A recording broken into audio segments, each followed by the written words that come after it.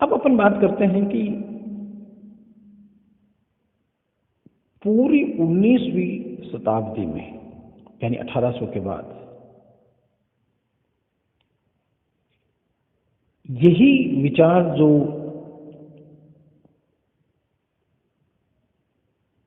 पुनर्जागरण काल के थे और यही परिस्थितियां जो औद्योगिक क्रांति और लोकतांत्रिक क्रांतियों के फलस्वरूप पैदा हुई थी, यही विचार और यही आर्थिक सामाजिक परिस्थितियां पूरे विश्व में फैल रही थी। थोड़ा सा आप ध्यान दीजिए कि ये वो वक्त था जब ब्रिटेन ने भारत के 1815, 1817, 1820 के आसपास संपूर्ण रूप से कब्जा कर लिया था। ये वो वक्त था। तो फिर फ्रांस की क्रांति के जो परिणाम थे, औद्योगिक क्रांति के जो परिणाम थे, वो पूरी 19वीं शताब्दी में दुनिया के सभी हिस्सों में चलते रहे और इसके फलस्वरूप समाज के सभी समाजों में जो अव्यवस्थाएं हुई, उसके परिणाम स्वरूप समाजशास्त्रियों ने सामाजिक स्थायित्व पर जोर दिया और पुराने जितने भी समाजशास्त्री हैं उनमें सोशल स्टेबिलिटी एक महत्वपूर्ण समस्या रही है। दो बिंदु सबसे महत्वपूर्ण रहे हैं, एक सोशल स्टेबिलिटी, सामाजिक स्थायित्व, दूसरा सामाजिक परिवर्तन। और इन्हीं सामाजिक परिवर्तन और स्थायित्व के बीच में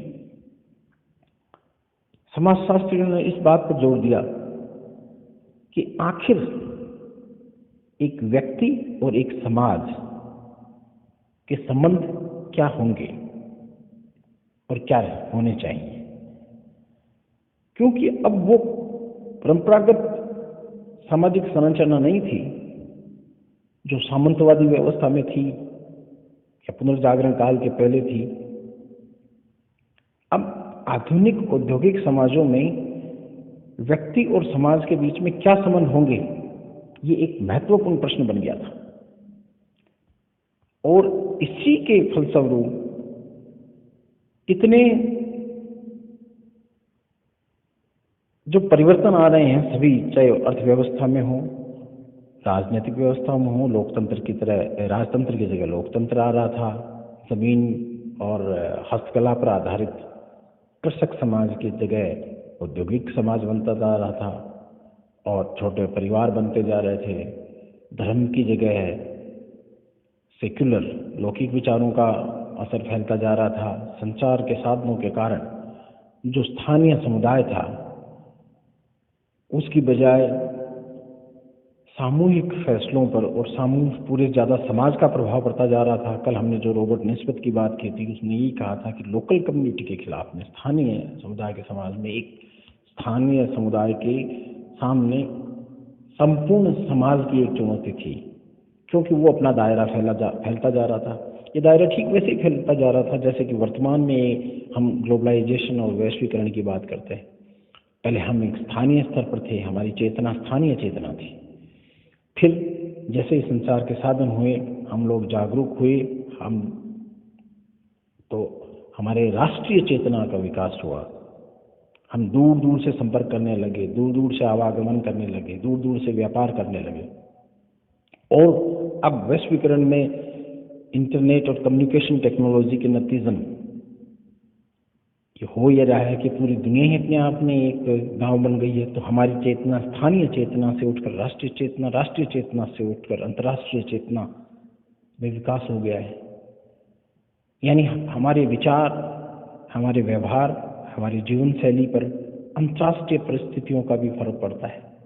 हम हैं, हमारा जीवन स्थानीय स्तर पर है, लेकिन इस पर जो असर होता है वो अंतर्राष्ट्रीय वैश्विक चेतना का भी होता है। और ठीक वैश्विक चेतना का असर हमारे स्थानीय जीवन शैली पर होता है, ठीक वैसे ही स्थानीय जीवन शैली का वैश्विक स्तर पर फर्क पड़ता है।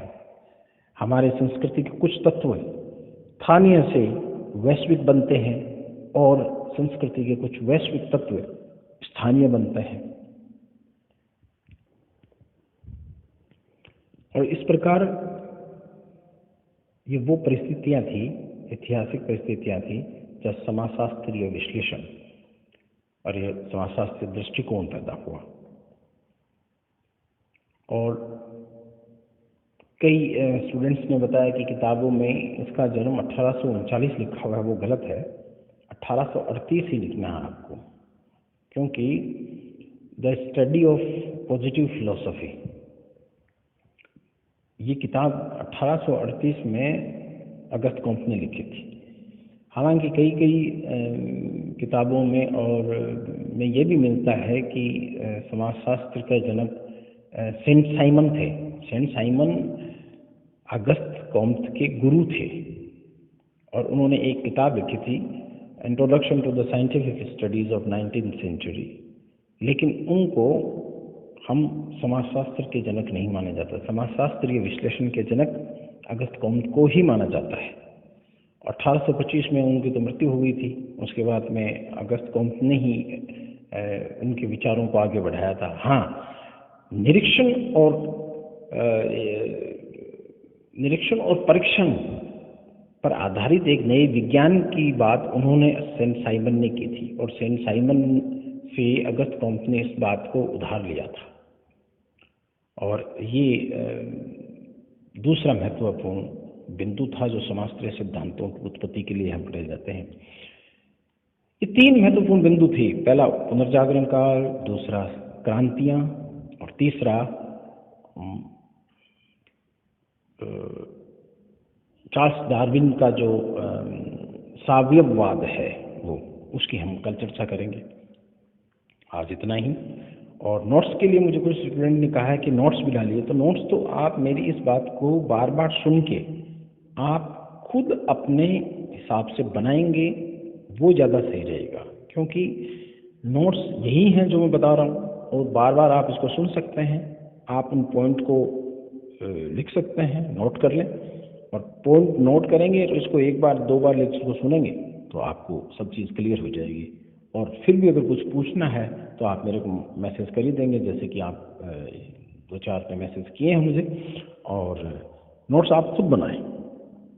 नोट्स डालने से समस्या का समाधान नहीं होता। ऐसे रेडीमेड मटेरियल देने से दिमाग पर जोर नहीं पड़ता। आप समझेंगे, खुद आपके पास एक किताब है उसको पढ़ेंगे और ये रिकॉर्डेड सुनेंगे, तब आपको ज़्यादा समझ में आएगा। ठीक है, ओके, बाय, गुड नाइट।